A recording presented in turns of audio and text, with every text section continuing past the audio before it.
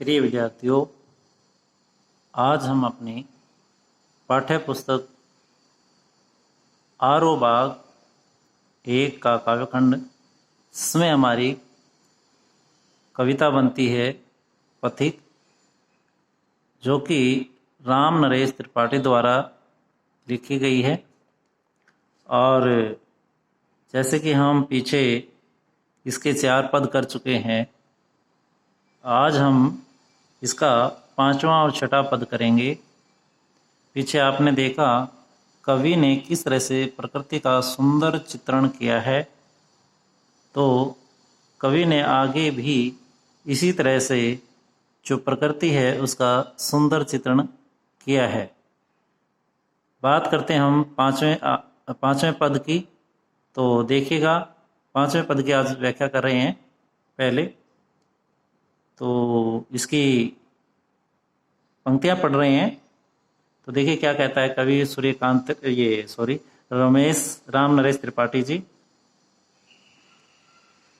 जब गंभीर तम अर्ध निशा में जग को ढक लेता है, अंतरिक्ष की छत पर तारों को छिटका देता है। सस्मित वदन जगत का स्वामी मृदु गति से आता है, तट पर खड़ा गगन गंगा की मधुर गीत गाता है। तो निश्चित तौर से कवि ने यहाँ पे रात्रि के बाद जो सूर्य उदय होता है उसका वर्णन किया गया है। तो देखिएगा, जब गंभीरतम, जब मैंने गंभीर मैंने ज्यादा, तम मैंने अंधेरा, अर्ध निशा आधी रात में, आधी रात्रि होती है तो गहन अंधकार जो है वो छा जाता है, यानी अंधेरा ज्यादा हो जाता है। तो ऐसे में क्या है, जग को ढक लेता है, यानी जो अंधेरा है वो सारे संसार पर छा जाता है। जग मैंने लोगों को या संसार को वो ढक लेता। कहने का मतलब है कि आधी रात्रि में चारों ओर गहन अंधकार छा जाता है। ठीक है, आगे देखिएगा कवि क्या कहते हैं। अंतरिक्ष की छत पर, यानी अंतरिक्ष की छत पर, आकाश रूपी छत पर क्या है, तारों का छिटका देता है। कौन छिटका देता है? जो प्रकृति है वो आकाश में, आकाश को क्या कहा है, छत, यानी रूपक अलंकार का प्रयोग किया गया है। तो उस आकाश रूपी छत पर क्या छिटका देता है? तारों को, विभिन्न तारे जो हैं, अनेक तारे हैं, उनको छिटका देता है। यानी कहने का मतलब ये है कि दिन के बाद जब रात्रि होती है, रात्रि में जब गहन अंधकार होता है तो आकाश में तारे छिटकाते हैं, यानी निकल आते हैं। तो जैसे गहन अंधकार होगा वैसे वैसे ज्यादा जो सितारे हैं, तारे हैं, वो टिमटिमाने लग जाते हैं। तो इसके आगे देखिएगा, सस्मित वदन जगत का स्वामी मृदु गति से आता है। देखिएगा, जब रात्रि होती, रात्रि के बाद जो प्रातःकाल होता है उसके बारे में बताया गया है थोड़ा सा यहाँ पे। सस्मित जगत का स्वामी, वदन सुंदर जगत का स्वामी है। कौन है जगत का? सस्मित वदन जगत का स्वामी, यानी सुंदर वदन वाला, यानी सुंदर दिखने वाला जगत का स्वामी कौन है? सूर्य।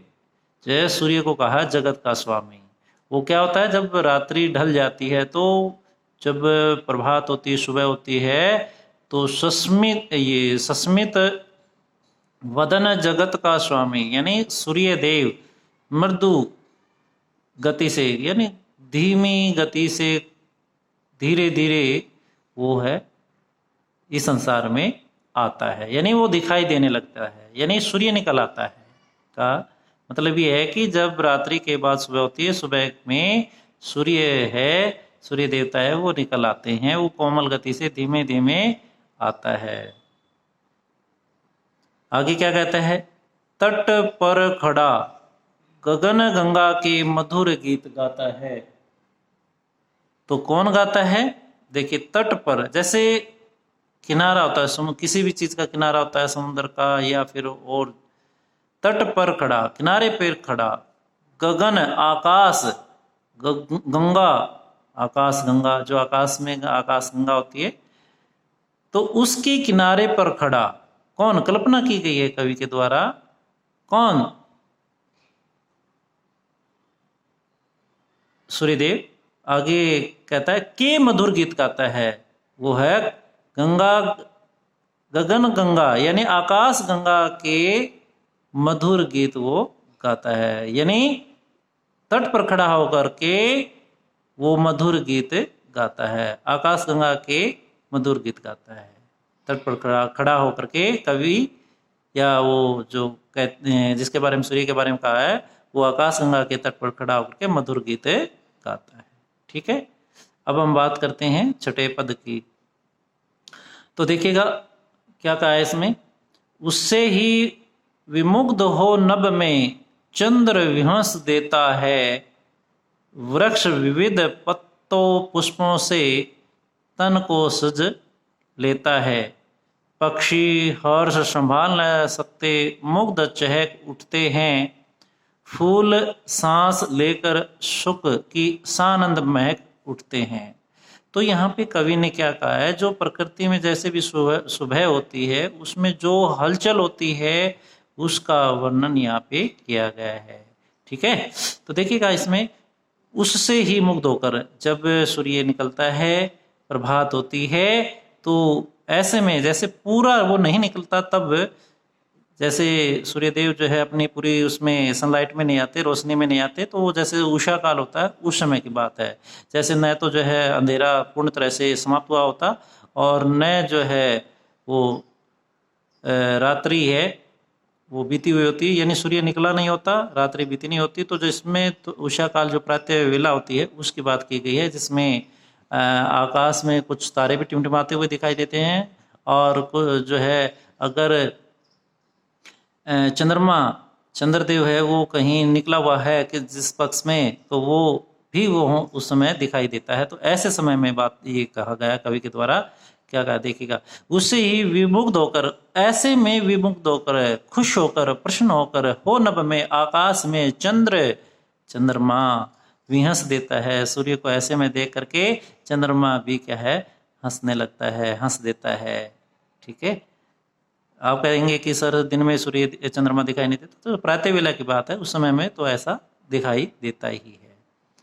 आगे क्या कहते हैं, वृक्ष विविध पत्तों पुष्पों में से तन को सजा लेते हैं। ऐसे में जैसे जब प्रातः वेला होती है, सुबह होती है, तो वृक्ष विभिन्न प्रकार के जो वृक्ष हैं, विभिन्न प्रकार के जो पत्ते हैं, पुष्प हैं, वे मानो अपने आप को सजाने लगते हैं, अपने शरीर को सजाने लगते हैं, सुंदर दिखते हैं।